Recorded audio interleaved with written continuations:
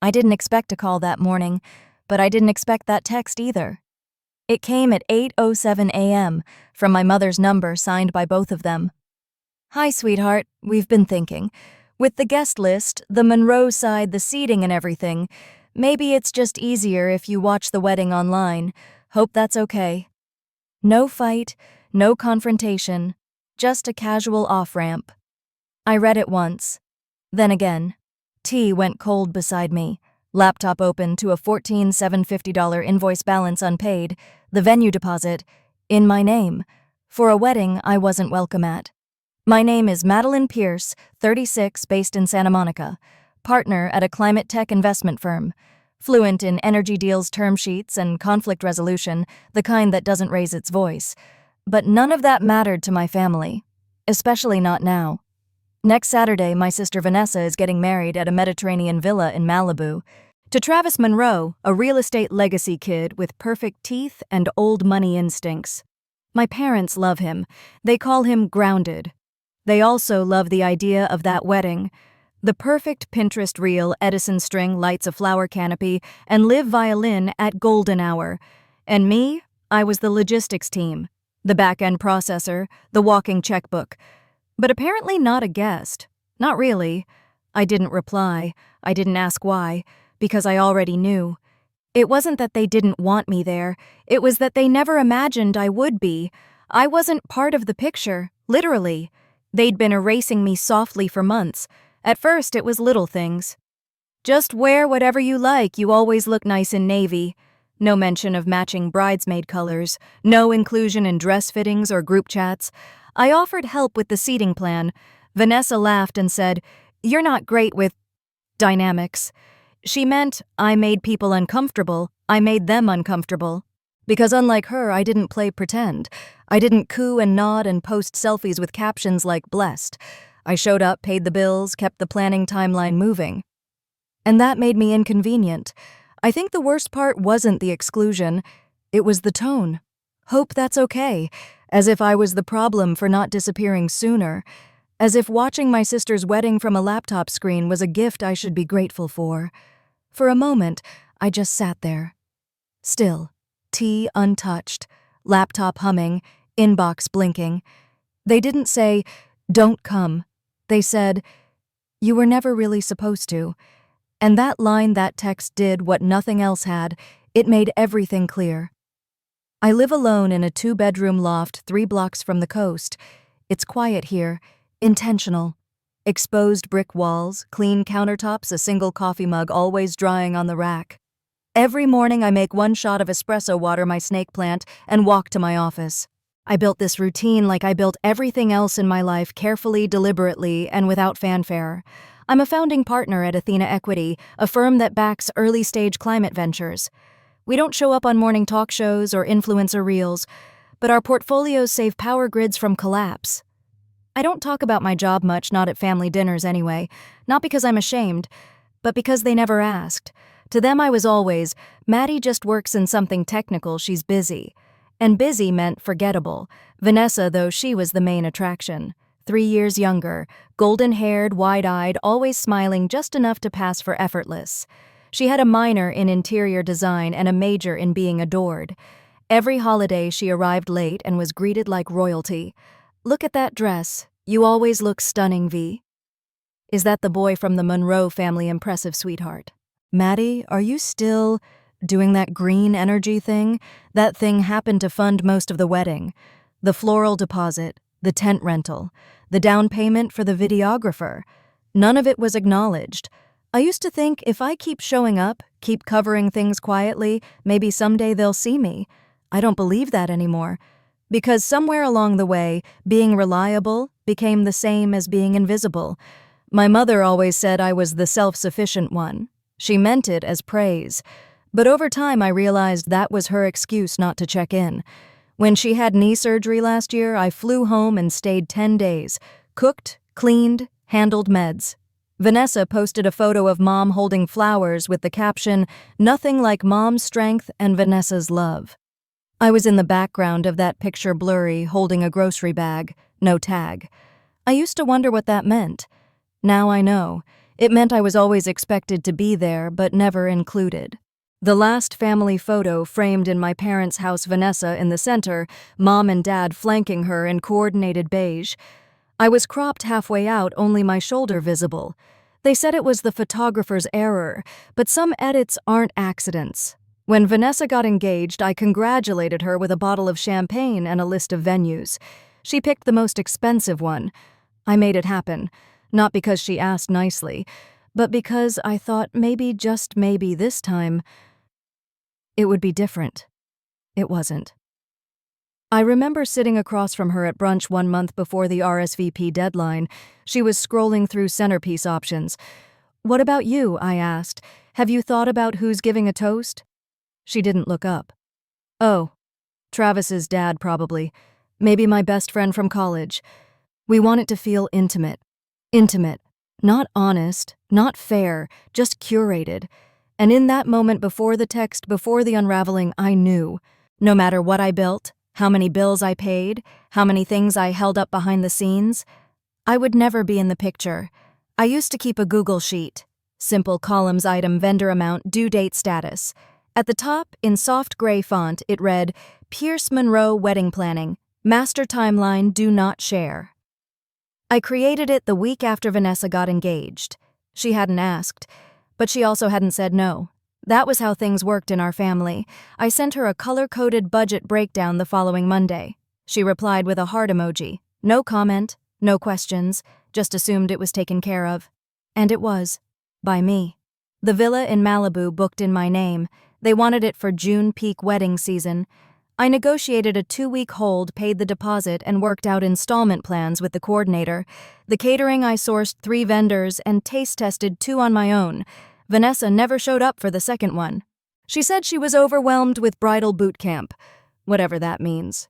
The florist. She wanted white peonies. In June. In California. Out of season, overpriced, and temperamental.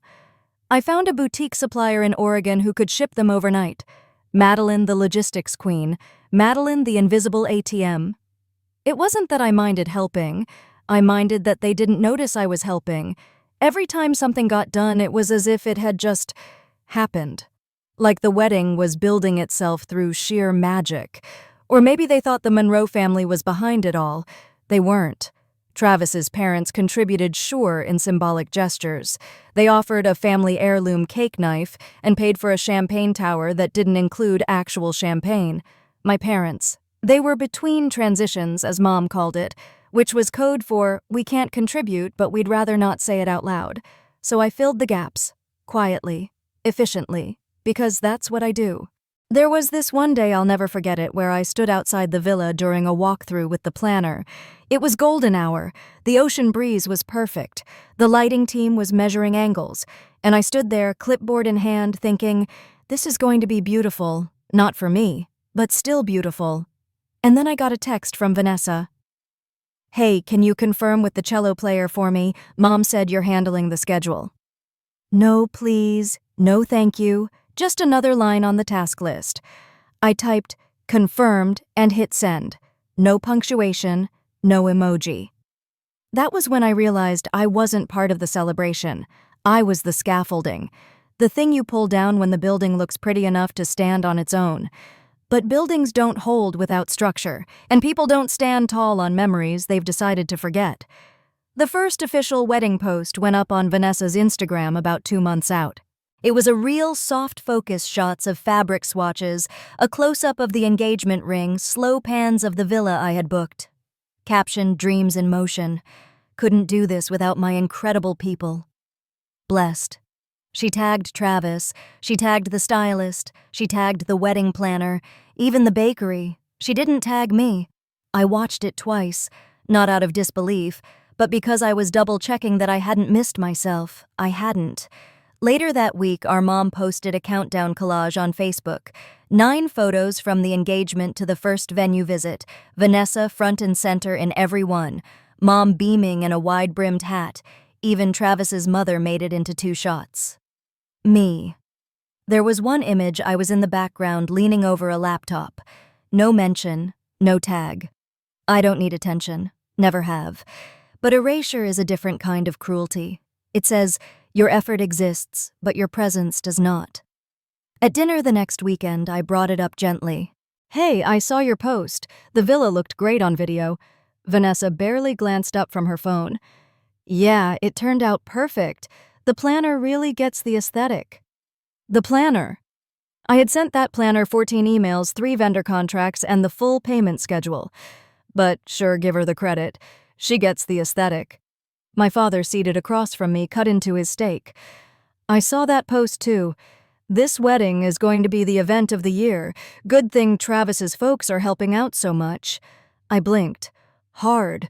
I wanted to say Travis's folks paid for the champagne fountain and the menu calligraphy. I wanted to say the rest came from my account, but I didn't. Because it wouldn't matter. Acknowledging it wouldn't change their memory, and correcting them would only make me seem bitter. So I smiled, small, tight, and took a sip of wine that suddenly tasted flat. A week later, the wedding website went live. Vanessa emailed me the link. No subject line. Just all done. I clicked. Homepage banner, Vanessa and Travis. A modern love story. June 15th. Malibu. See. There was a Meet the VIPs section. Maid of Honor Becca. Best man. Travis's brother Cole. Parents of the bride and groom. Vanessa's godmother. Even the Monroe family's longtime nanny. I wasn't there. I scrolled to the bottom half out of habit. There was a section called Gratitude, 3 paragraphs, thanking the planner, the supportive families, the dear friends who made every step lighter. Still nothing. I checked the site credits. Photography, Golden Hour, Collective Design, Bride's Cousin, Sophia Coordination, Pure Petal Events, not a single line for me. And that's when it hit me. I wasn't just being forgotten. I was being written out. The next email didn't come to me directly.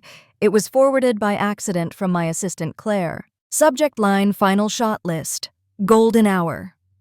Wedding attached was a PDF from the photographer outlining every planned moment. Vanessa getting ready.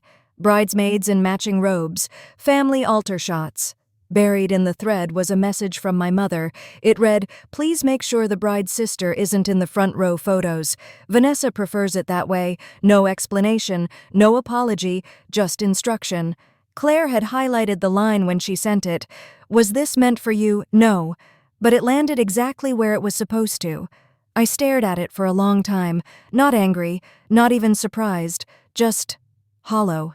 It wasn't a mistake, it was a decision. I didn't reply. Not to Claire, not to anyone. The next day, the planner emailed Vanessa and CC'd me by accident again. Final head count needed for the second fitting, confirming Becca, Alina, Jess, and Katrina. Anyone else joining Vanessa replied within 5 minutes. "Nope, that's it. Keeping it tight." I was the one who paid the deposit for that fitting, sent the tailor measurements, set the calendar hold. But I wasn't on the list. No robe, no champagne flute, no chair, just a silent subtraction. I checked the group text later. Still active, still buzzing. I hadn't received a message in over a week. I wasn't removed. I was ghosted, muted, unread. Then came the invitation issue. A vendor had a question about digital RSVPs. The website was glitching. She emailed the wrong Madeline at first, some poor intern in Iowa. By the time it reached me, 3 days had passed. I logged into the back end, which I had built myself. I was locked out. Redirected to a "You've been removed from this project" page. Plain text. No explanation. Just gone. I stared at the message for a full minute, then closed my laptop. Not slowly, not dramatically, just finally. Because what do you do when you've built the whole structure and they start removing the walls with you still inside? You stop patching the leaks. You stop offering to fix the roof. You start to let the wind in. It started small. I opened the shared Dropbox folder, the one titled Pierce Monroe Wedding, Docs. It used to hold every file: contracts, floral layouts, seating charts, vendor confirmations. I had created the structure myself, color-coded, time-stamped, synced. Now the folder was renamed. Final Files, for Bride Only. I wasn't listed as a collaborator anymore. The only editor was Vanessa's personal Gmail. My access was view only. No notifications, no comment history, just silence. I clicked into the florist folder, gone. The planner timeline, gone. The tent and shuttle schedules wiped clean. My fingerprints, one by one, were being removed, like I had never touched a single inch of it. I didn't say anything. Not to the planner. Not to Vanessa. Not even to myself. I just opened my own backup drive, the one I had never shared, the one with every invoice thread, signed agreement still intact. Then came the calendar. I had built a full Google Calendar integration for them, every fitting tasting delivery deadline, each item tagged with time zones, vendor contacts, map pins. I logged in out of habit. Event title, Haley's Wedding, Family. It was grayed out, deactivated. I hovered over the icon. You no longer have permission to view this calendar. No alert, no email, just gone. I didn't call anyone to ask why. I didn't reach out to clarify. I had learned something valuable. When people erase you quietly, they hope you'll respond loudly so they can call you dramatic. I chose quiet too. That evening, I opened the florist's booking portal, the one I had registered under my business email. I updated the contact address, deleted mine, added Vanessa's. Then I typed a simple note. Please direct all future communication to the bride at this email. Thank you. I didn't CC anyone, didn't log it in the master file, didn't announce the shift. The handover was silent, but complete. That night, I sat in the dark of my apartment, the only light coming from the glow of my screen. One open invoice sat at the top. $14,750. Venue balance due in 3 days. Still unpaid. Still tied to my name. I stared at it, not with panic, not with pressure, with clarity. They had asked me to disappear, not directly, not rudely, just enough that I got the message. And for the first time, I considered saying yes. I stared at the text again. Maybe it's just easier if you watch the wedding online. Hope that's okay. It had sat there all morning, glowing on my screen, soft and stupid. The choice of words bothered me more than the message itself. Not "we regret to inform you," not "there's been a change." Just easier. Like I was a logistical inconvenience, like my physical presence might jam the flow of the evening. I kept thinking easier for who, because it wouldn't have been easier for the venue staff. I had worked with them directly. Wouldn't have been easier for the florist. I was still the primary contact. And it sure as hell wouldn't have been easier for Vanessa, who had never once responded to a vendor on time. So no, it wasn't about easier, it was about erasure. And plausible deniability. They didn't say, "Don't come." They said you were never supposed to, which somehow hurt more. I didn't cry. Not out of pride, but because I'd already spent years mourning this family in small, invisible ways. Every missed thank you, every cropped-out photo, every silence in response to a sacrifice I never should have had to make. What I felt instead was clarity, pure, quiet, unshakable. And with that clarity came a strange stillness, like standing in a hallway with the lights off, realizing for the first time that the door was already open. I'd just been waiting for permission to leave. I opened my email, searched the word invoice, 87 results, flipped through each one. Catering, lighting, music, licensing, shuttle transportation. Some paid, some pending, all tied to me. I pulled up the shared budget tracker and changed its status, archived. Then I duplicated the file and saved a private copy. Renamed the folder Pierce Monroe Wedding, Exit Files. No announcement, no confrontation, just accounting. I poured myself a cup of Darjeeling. Same blend I'd brewed the morning the text came in. Still too hot. Still untouched. I sat with the cup, hands wrapped around it like it might offer an answer, but I already had one. They wanted a clean production. A glossy wedding reel with sunset lighting, 2 sets of proud parents, and no reminders of who held it together when things went off track. Fine, let them have that illusion. But they'd have to build it themselves. I wasn't angry. Anger would have meant I still wanted something, a seat at the table, a toast in my name, a line in the program that said, "With love to Madeline." But I didn't. All I wanted was to know, if I stepped away, would anything fall not out of vengeance, not even out of hope, just curiosity. Because sometimes when you stop holding the rope, you find out it was never tied to anything sturdy to begin with. It was a Thursday when I booked lunch with David. He's our in-house counsel. Sharp, discreet, never asks twice. We sat at a shaded table in the back of a Mediterranean place downtown. He ordered sparkling water. I ordered black coffee. Before he opened the menu, I said, "I'm not suing anyone." He raised one eyebrow. "Then this should be interesting." I slid a folder across the table: invoices, contracts, deposits, all filed under one name, mine. I just want to step out. No noise, no drama, just remove myself cleanly. He flipped through the papers. "You're not getting anything back. I'm not asking for a refund." He nodded. "Okay. You want language." I nodded back, and he gave it to me. That evening, I sat on my balcony laptop, open light, fading. The draft was short, plain, professional. Subject: withdrawal of support. Pierce Monroe wedding. Effective immediately, Madeline Pierce withdraws all financial sponsorship and logistical coordination related to the June 15th wedding of Vanessa Pierce and Travis Monroe. All vendor communication, outstanding balances, and event execution responsibilities should be redirected to the bride and groom or their appointed representatives. Attached are confirmation numbers, current statuses, and transfer notices where applicable. Thank you for your understanding. I attached every document: the unpaid venue invoice, canceled shuttle agreements, florist contracts with my name removed, final backup copies of Dropbox and calendar files. I CC'd the planner, the venue coordinator, the florist, even the string quartet. I didn't CC my parents, or Vanessa. Let someone else forward it, if they even noticed. At 9:03 p.m. I hit send, then I turned off my Wi-Fi, put my phone on silent, and poured myself a second glass of wine. No ceremony, no dramatic farewell, just the soft, echoing click of a rope being let go. The next morning, the messages started. First came the planner. "Hi Madeline, just saw your note. Are you sure you want to withdraw entirely? Some elements may be difficult to replace this close to the date." Polite panic. Veiled urgency. No apology. I didn't respond. Then the florist called, left a voicemail asking who to contact for final payment. I didn't call back. That afternoon, my phone rang again. Mom. I let it buzz 5 times, watched the screen go black. No voicemail. Saturday arrived, the wedding day.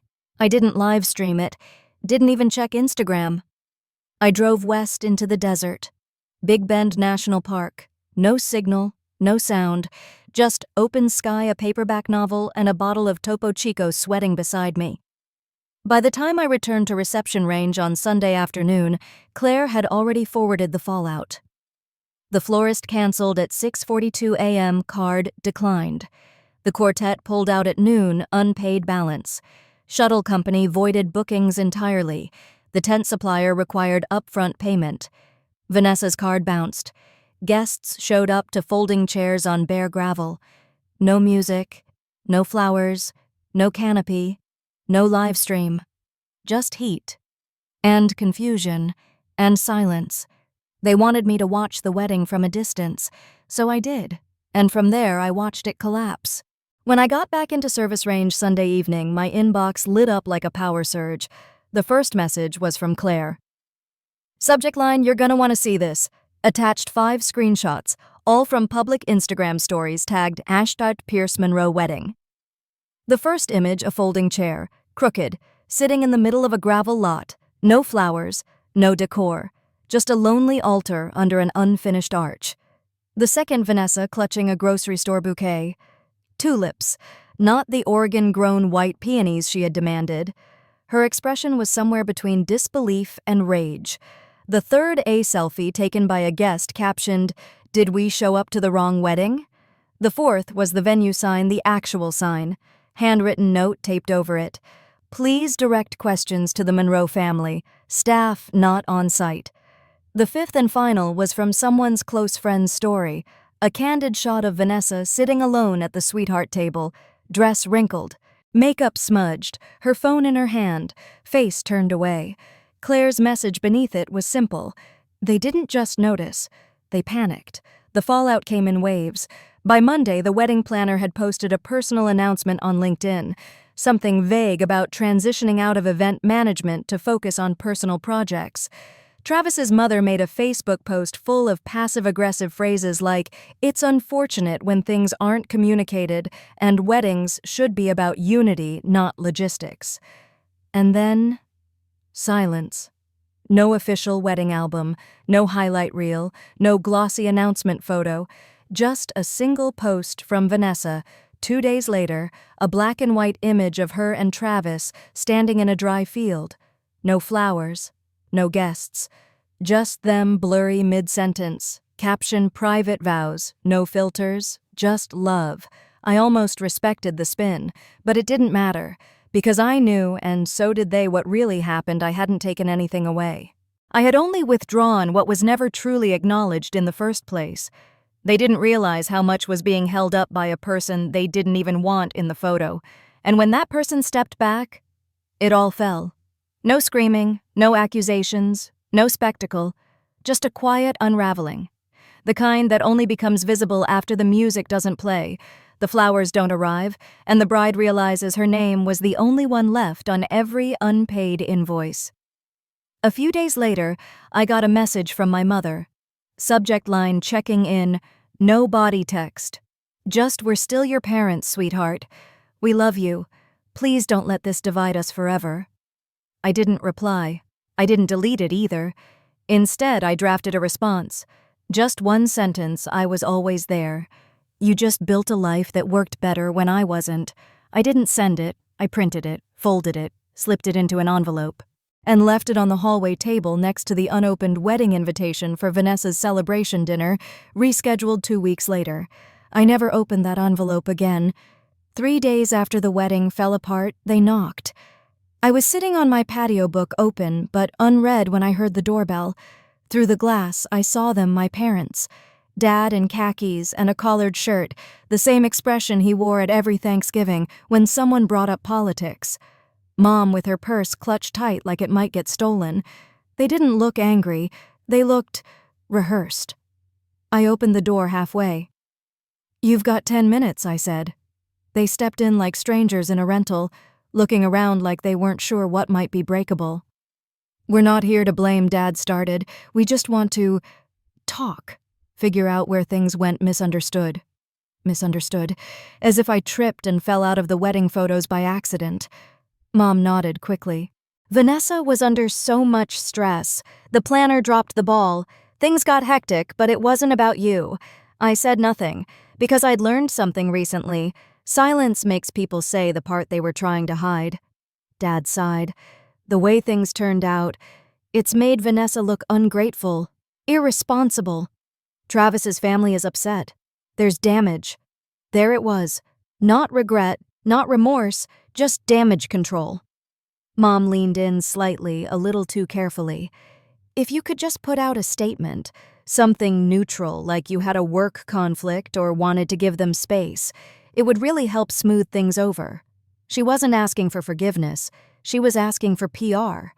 I didn't flinch, didn't smile, didn't explode.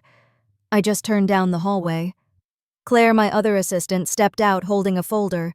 She glanced at me, then walked past them, placing it gently on the side table. My mom blinked. "That's your assistant?" I nodded. "One of them." The silence that followed was deeper than shame. It was recognition of something they had never expected, that I didn't need to be rescued, that maybe, just maybe, I had outgrown them. They didn't stay the full 10 minutes, didn't finish a sentence that mattered, didn't offer the one thing I hadn't known. I still hoped for an apology, just hollow glances, a few awkward goodbyes. Then the door clicked shut behind them. Later that night, my phone buzzed. A text from Aunt Rachel, the only one who had ever really spoken up for me at family dinners.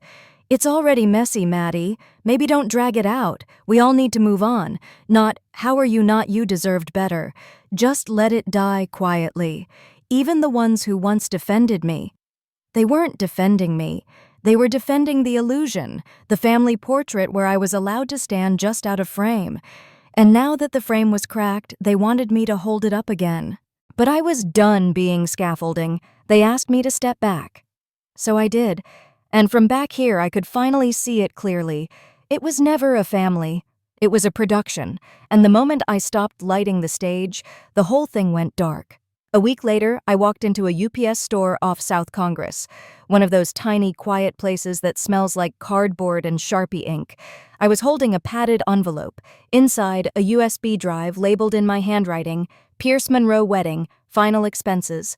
A printed letter I never sent. The one that said I was always there. You just built a life that worked better when I wasn't. No return address. I paid in cash. And I walked out without looking back. That evening, I went home and began deleting shadows. Not items shadows. I didn't throw away the wine glasses from the rehearsal dinner I'd hosted. I just packed them up, marked the box donate. I didn't smash the framed quote my mom once gave me.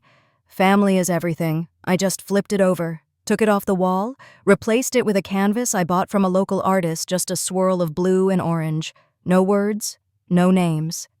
Then I opened my laptop, deleted the cloud folder titled Vanessa's Wedding, Final Build, archived all vendor threads, unfollowed Vanessa, muted Mom, removed myself from the family group chat. Every time the phone prompted, "Are you sure?" I pressed yes. I didn't cry, didn't scream, didn't even exhale. It felt like closing tabs that had been open for years, ones I forgot were draining the battery. Then came the final piece. On my hallway table sat the only photo I'd ever kept from the wedding events, a blurry image of me half hidden behind a flower arch. No tag, no mention. I slid the photo from its frame, tucked it face down inside a drawer. In its place, I added a new one, a shot from Big Bend. Me alone, sitting in the sun. No filter, no caption, just heat and peace and space. I brewed a fresh cup of Darjeeling, set it on the table, opposite an empty chair. Then I reached into the drawer, pulled out a place card I'd kept by accident, one from Vanessa's bridal shower. My name was spelled wrong. I turned it over, wrote one word, reserved, slipped it into a wooden place card holder I found at a flea market. Carved, worn, room for 2 names but only one filled in. I didn't post it, didn't text anyone, just left it there. Because sometimes the most powerful thing you can say is, "I'm not coming back." But I'm also not leaving bitter. I just know what I'm worth now. And I choose peace. The first Monday after everything collapsed, I didn't open my inbox. No planner updates, no payment reminders, no CC'd threads from florists or shuttle companies. Just quiet. I let it stay that way. Instead, I made a list. Not a to-do list, not a productivity tracker. A list of things I hadn't done in months, maybe years. Go to the farmer's market, eat breakfast without checking email. Call Rachel from college, finish the novel I started 3 summers ago, walk through the neighborhood with no headphones. Small things, things no one else would ever notice. But they belonged to me. That afternoon I left my apartment. Not to run errands, not to fix someone's crisis, just to walk. I passed a new art gallery that had opened 2 blocks down, went in, didn't check the time. There was a painting abstract layered a mess of crimson and slate gray. The label said tectonic stillness. I stared at it for a long time, because that's what I felt now. Not peace, not joy, but a kind of internal stillness, like the earth had shifted underneath me and finally settled. I bought the print. Not because it matched anything, but because it reminded me of what my life had been, and what it no longer had to be. Back home, I brewed a pot of jasmine tea, sat by the window, watched a storm roll in slow and unspectacular. No notifications, no guilt, no more pretending to be someone's invisible safety net. That week, I cleared my calendar, canceled every placeholder that said Vanessa Wedding, contingency, renamed the folder Closed, not forgotten, not out of spite, just to mark it done. Claire asked if I wanted to draft a post, something reflective, something public. I told her no. This wasn't a rebranding. It wasn't a comeback. It was just me breathing again. And that didn't need to be announced. On Friday, I found a card in my mailbox. No return address. Inside, We're sorry if you felt excluded. That was never our intention. We hope in time you'll come back to the family. Mom and Dad. If you felt, in time. I slid the card into the drawer. Next to the wedding invitation I never opened, next to the place card I flipped over. Some things belong together. And some things are better left where they are. I didn't write back, didn't text anyone. That night I lit a candle, turned off every screen, put on an old jazz record I used to love in college, and for the first time in a long time I felt full, not from noise, not from validation, but from the simple knowledge that I was no longer waiting to be included. A few weeks later I went to brunch with Emily. We hadn't seen each other in nearly 6 months.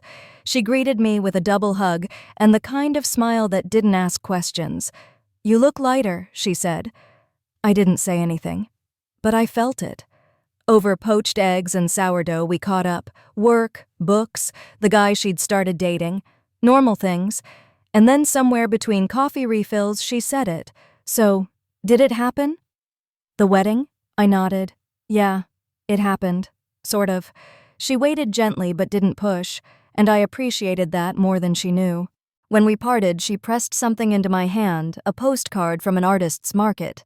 On the back, she'd written, "Here's to rebuilding where no one else gets to redesign the blueprint." I smiled the whole walk home. That afternoon, I stopped by the community co-op. They were short-staffed, and I'd been meaning to sign up for volunteer hours anyway. The clipboard asked preferred role. I wrote quiet tasks, no spotlight, no one called me reliable, no one asked if I could cover someone else's shift. They just thanked me for showing up. At home, I moved my desk to face the window, added a small plant, replaced my laptop wallpaper from a family photo I never liked to a picture I took myself desert sky over Big Bend. A reminder I don't belong to a legacy I didn't choose. I belong to this present one I am choosing. That weekend I got a message from Claire. "Check your inbox when you have time. Not urgent." Inside was a document labeled Madeline's Life Budget, Draft 01.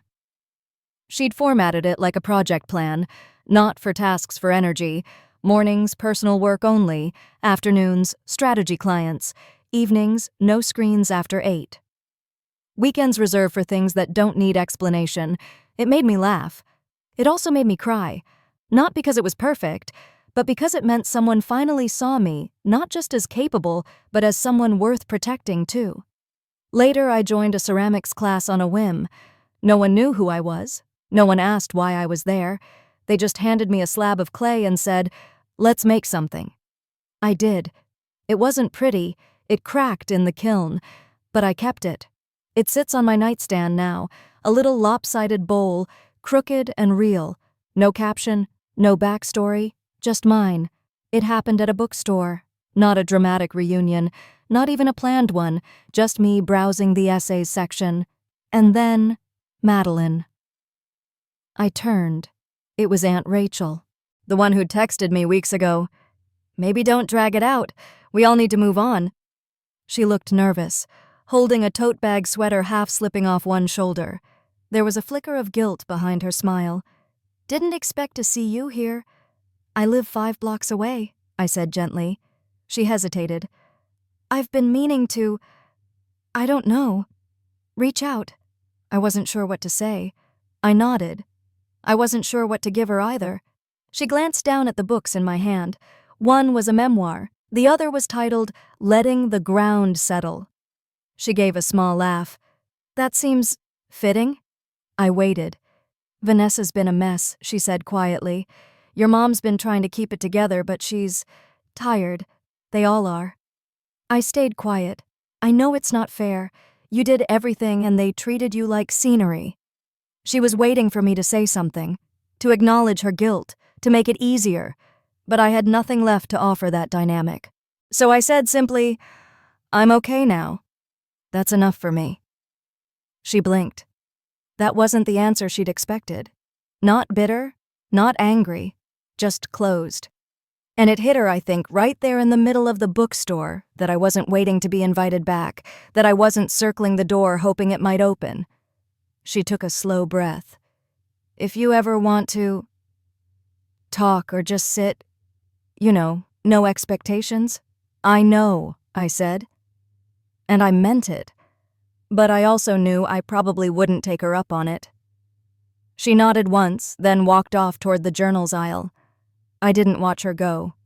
Instead, I bought both books, stopped for a cinnamon tea on the way home, and sat in the park under a tree that had just begun to turn gold at the tips. The breeze was soft. The tea was warm. And I felt something I hadn't felt in years. Unshakable. Not because I had won, not because I was vindicated, but because I no longer needed them to tell me I mattered. I already knew. That night I pulled out the wedding USB drive, the one I had mailed earlier but had made a backup of just in case. I plugged it into my laptop not to relive anything but to decide what to keep. There were folders I remembered too well: venue contracts, vendor contacts, decor, drafts, emergency contact lists. No one else ever touched. Each document had my fingerprints on it, notes in the margins, timestamps at 2:14 a.m., vendor replies that said, "Thanks for always being so quick, Maddie." I selected the entire directory, paused, and then dragged it into the trash. I didn't hit delete right away.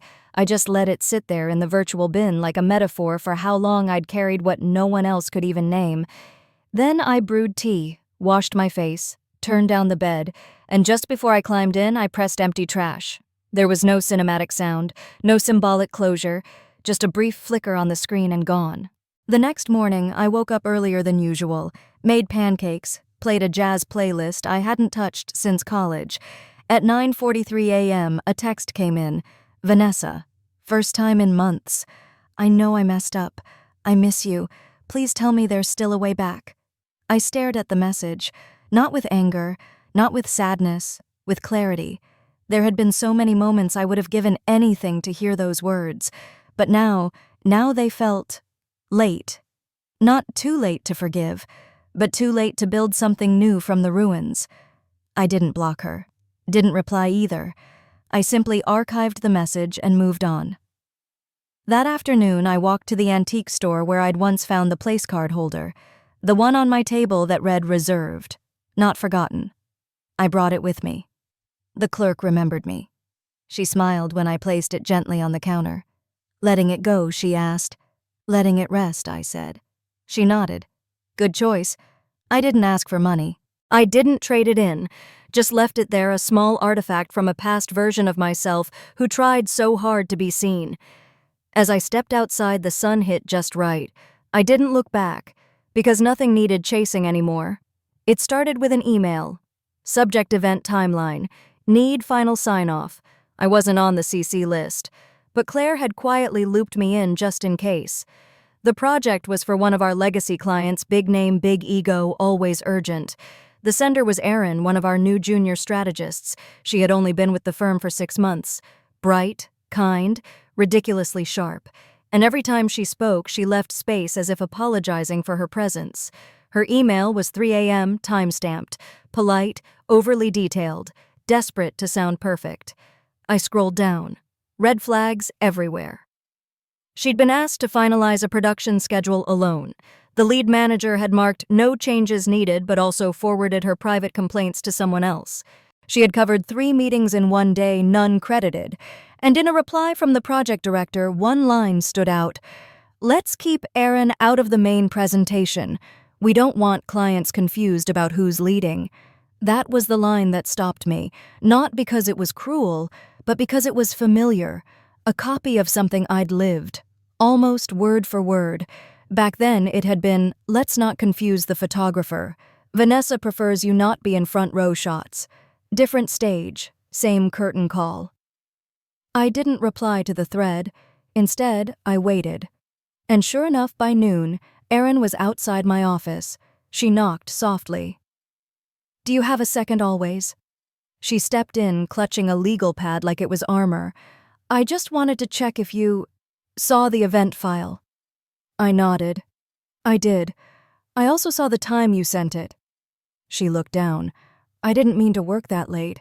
I just didn't want to miss anything." "You didn't." "It's fine," she rushed. "I mean, I know it's just part of proving myself." That's when I saw it, the flicker behind her eyes. That same flicker I'd once had. The one that said, If I'm useful enough, maybe I'll finally belong. I leaned back in my chair. Erin, can I tell you something that no one ever told me when I was in your shoes? She nodded quickly. Being invisible is not a career strategy. It's a trauma response.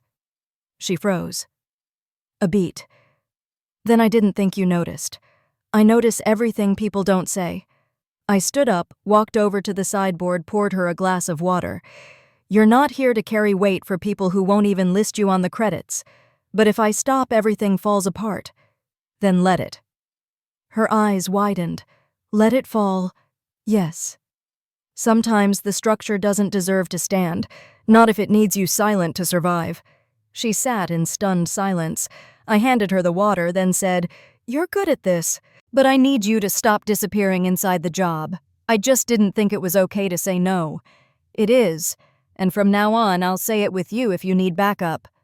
For the first time she breathed differently, not shallow, not guarded, but fully.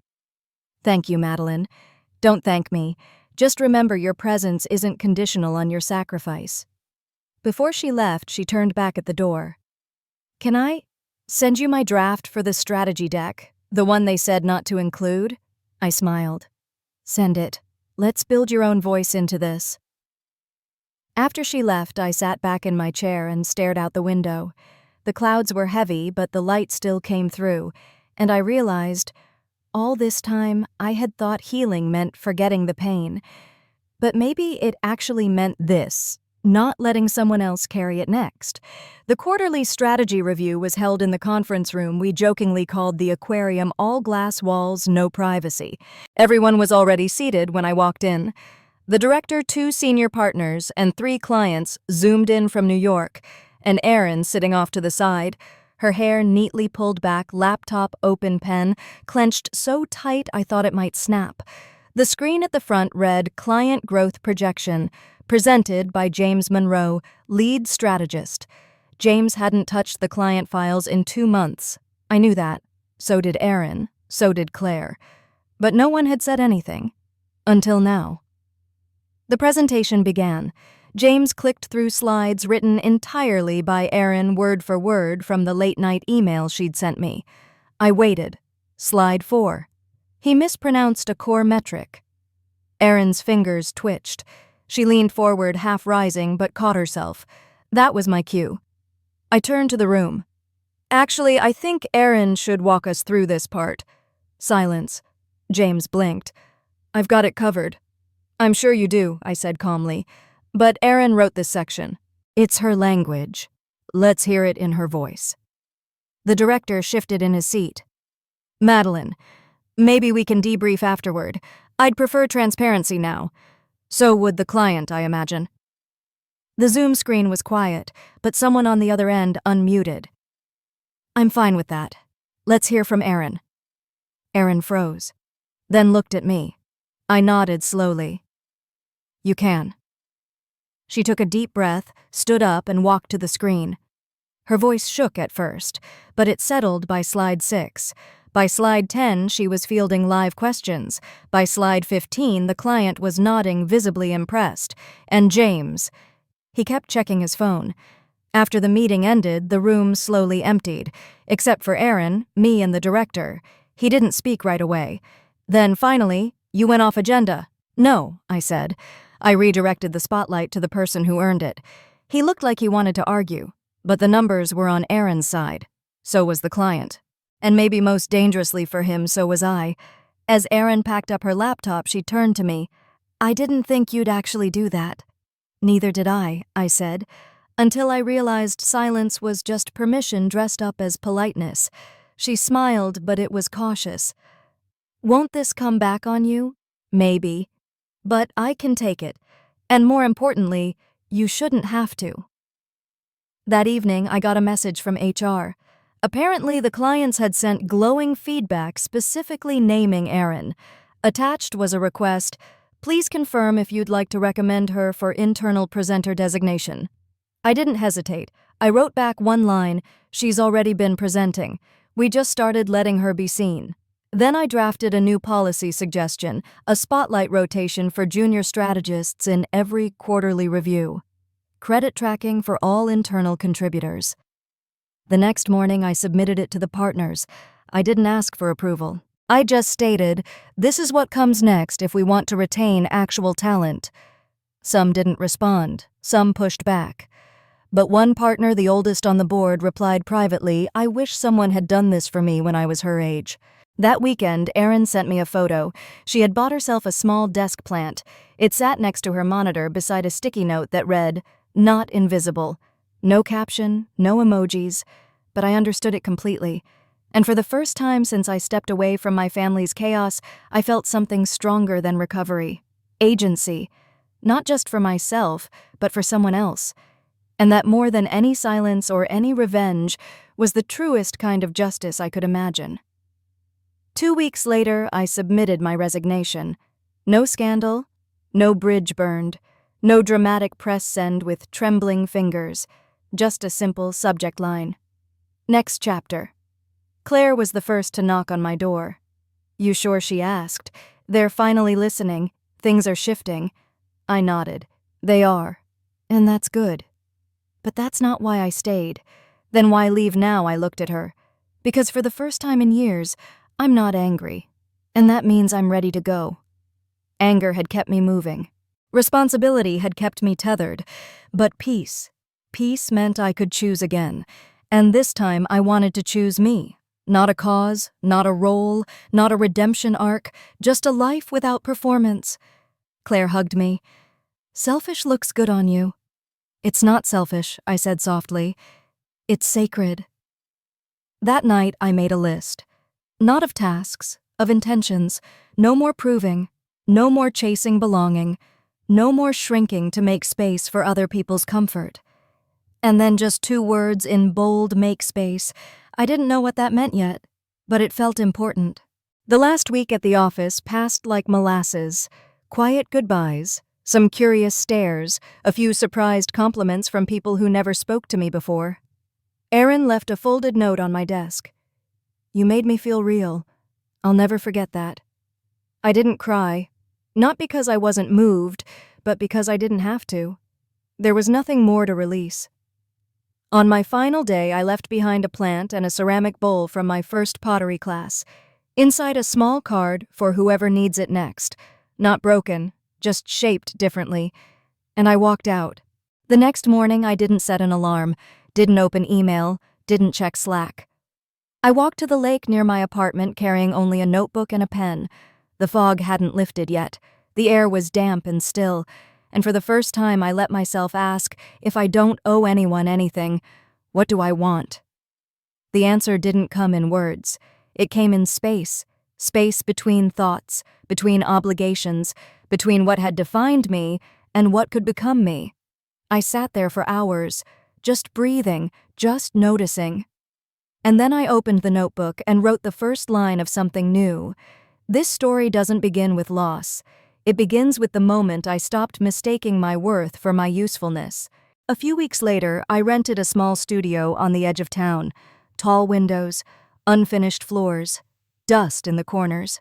Perfect. I didn't know what I would use it for yet. Art workshops, writing. All I knew was it would be mine. Not a space to fix others, not a refuge for emergencies, not a stage to perform stability, just a place where people could come as they were, including me. I named it quietly in my mind, the Still Room. On a Sunday afternoon, months later, Erin visited. She had brought muffins, still over-apologizing, still brilliant. She walked through the studio slowly, her hand tracing the windowsill. It's peaceful here. That's the point. You think you'll ever go back to corporate? Maybe I shrugged. But not like before. Not small. She sat on the windowsill, muffin half-eaten. Sometimes I wish I had left when you did. You're still there for a reason, I said. Just promise me one thing. Anything. Don't forget how to notice yourself. She looked at me like I'd handed her a map. And maybe in some way I had. The last time I visited my family's town, it was by accident. I was driving back from a writing retreat. Needed gas. Took a wrong turn. Suddenly there it was. The cafe where they held Vanessa's bridal brunch. The sidewalk I once stood on holding a gift she forgot to claim. I parked, got out, walked past. No one recognized me. No one called my name. And I didn't look for familiar faces, because none of them were mine anymore. At the corner, I paused and pulled something from my bag, a single old photo, the one where I stood behind the flower arch, blurry, half-hidden. I tore it in half, not out of anger, just completion. I placed the pieces in a public trash bin, took one deep breath, and walked away, not with heaviness, but with wholeness. The day I opened the still room to the public, I posted only this: if you've ever been erased, unseen, misnamed, or made to carry more than your share, this space is for you. Come sit, come speak, or don't. Just know you were never too much. They were just not enough to hold you. I signed it simply M. Not Madeline the fixer. Not Madeline the forgotten sister. Not Madeline the strategy lead. Just me. No filter, no caption, no shadow. Just a new beginning. I no longer check my family's updates. Not out of spite, not out of pain, just disinterest. They live in a story that no longer needs me, and I live in one where I no longer ask to be included. The last message from my mother is still sitting in my inbox. Subject line: just checking in. I never opened it. I didn't delete it either. It exists like an unopened letter on a table in a locked room I once lived in, and that's enough. Some days I wonder if they tell the story differently. Maybe I chose distance. Maybe I overreacted. Maybe I just burned out. They never had to call it what it was. Not exclusion, not erasure, not quiet cruelty masked as politeness. They just moved on. And that's fine. I've moved too. Not forward like escaping something, not backward like trying to understand it, just sideways, into a space where I could finally breathe. The still room has no plaque, no logo, no mission statement, but somehow people find it. They walk in with stories they haven't said out loud, stories like mine, ones with missing pieces, blurred roles, questions that no longer need answers. They sit, they speak, sometimes they just cry. I don't fix them, I just witness. And somehow that's enough. There's one chair I keep by the window, always empty, always clean, always ready. I don't assign it meaning, but when I sit across from it, I know what it holds. The version of me that waited too long for someone to notice. She's not gone, but she doesn't run the show anymore. Now she just rests. If anyone ever asks why I left everything behind the wedding, the family, the job, the role, I won't give them a dramatic answer. I'll just say, because one day I realized I was never hard to love. I was just in the wrong room asking the wrong people. And now I open the right room and leave the door gently but firmly closed behind me. It came on a Thursday, late afternoon, soft rain tapping on the studio windows. I had just finished restocking the bookshelf in the still room poetry trauma theory cookbooks, a random sci-fi novel someone left behind. Then my phone buzzed. Aunt Laura. She had always been the kind one, the one who noticed when I got quiet at dinner, the one who once whispered, "You deserve more than they give." I hadn't heard from her in over a year. The message was short. "Sweetheart, I know things got complicated, but families heal. Don't let this stay broken. We all miss you, especially your mom. Let's talk, no apology." No acknowledgement. Just a soft rewind button covered in the word miss. I sat with the message for a while. Not hurt, not hopeful, just still. For a moment I imagined replying, "Thank you for reaching out. It means a lot. Maybe we can start fresh." I imagined her sending it to my mother, the whole family patting themselves on the back. "See, she just needed time." I imagined them smoothing the narrative like icing on a cracked cake. I imagined disappearing again, but this time voluntarily. So I didn't reply. I set the phone down and picked up the mug I'd been steeping tea in. Darjeeling, still warm. Across from me, the empty chair waited. It didn't accuse. It didn't ask for anything. It just existed exactly like me. Present. Quiet. Enough. Later that night, I pulled out the shoebox I kept at the bottom of my wardrobe. Inside were the last artifacts of that life: a copy of the wedding invitation, the florist's handwritten thank you card, a napkin from the cafe where they held the bridal brunch, and the printed letter I never sent. I unfolded it. I was always there. You just built a life that worked better when I wasn't. I read it once, then folded it again, not in pain, but in peace. I placed it back in the box, then taped the lid shut. Not to bury it, not to burn it, just to contain it. Some stories don't need to be rewritten. They just need to end. The next morning, I opened the still room early. One woman came in mid-40s, tired eyes, gripping a photo in her hand. She didn't speak for 20 minutes. Then finally, I used to think I had to stay just to be considered loyal. I nodded. What changed? She looked at the photo, then turned it face down. I stopped mistaking proximity for love. She didn't cry. She didn't rant. She just let go. I didn't offer advice. I didn't tell her what to do next. I just sat with her. Because sometimes sitting with someone as they choose themselves is the most sacred kind of witnessing. That night, I returned to Aunt Laura's message. It was still there, unanswered, but I wasn't ignoring it. I had already heard it, and chosen not to climb back into a narrative where I was only ever visible when I was convenient. I didn't block her, didn't archive, just let the message exist, unresolved and okay that way. Because healing doesn't always end in reconnection. Sometimes it ends in release. If you ask me now whether I ever forgave them, I'll say this: I forgave myself first, for trying so hard to be included in a family that only saw my value when I disappeared. That's the kind of forgiveness that doesn't require closure, only clarity. The last time I drove to the post office, it wasn't for closure. It was to send a handwritten note to a girl named Erin. She had just been promoted. She didn't tell anyone, but I found out anyway. Claire sent me a quiet message with a winking emoji and a photo of the announcement board. I smiled. I knew Erin wouldn't throw a party. She probably shrugged, said thanks, and kept working.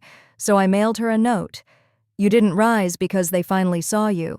You rose because you stopped waiting to be seen. Inside the envelope, I tucked in something else. The ceramic bowl I'd once left behind in my office, the one I made during my first pottery class, marked with an uneven ridge and a small thumbprint on one side. Not perfect, but fully mine. I never heard back. And that was okay. Sometimes knowing something landed is enough. Weeks later, I passed by a small antique market on my way back from the studio. Something in the window caught my eye. It was an old wooden place card holder, delicately carved, slightly cracked at one edge, clearly once part of a wedding set. I stepped inside. The owner told me it had sat in a box for months. No one had touched it. I bought it without hesitation. That night I brought it home, cleaned it gently, and slipped in a small piece of paper. 2 words reserved for no one. Not bitter, not mocking, just honest. Because for the first time in my life, I wasn't saving anyone a seat at my table who wouldn't have saved one for me. The still room has no operating hours. People come when they come. They sit, they write, they leave things behind. A scarf, a sketch, a fragment of a story scrawled on the back of a receipt. I keep them all in a small drawer by the door, not as trophies, but as reminders that presence doesn't always look loud. Sometimes it's just a cup of tea left untouched across from an empty chair, the same way mine once sat on a table the morning I got that text. Just watch the wedding online. And I did. I watched it all fall. But what they never saw, what no one saw, was that I didn't fall with it. There's a final photo I keep now, framed above my writing desk. It's not a wedding, not a family holiday, not a posed smile. It's a blurry image of the desert, taken in Big Bend. A horizon, a bottle of Topo Chico, and me not quite centered, not quite looking, just there, present, breathing, alive. If you've ever been erased from a story you helped build, if you've ever been told this isn't really your moment, if your absence was never asked for but always assumed, let me tell you something. I had to live to believe you were never too much. They were just too small to see you, and when that happens, don't fight your way back in. Build a door somewhere else, then leave it open just wide enough for someone who needs it next.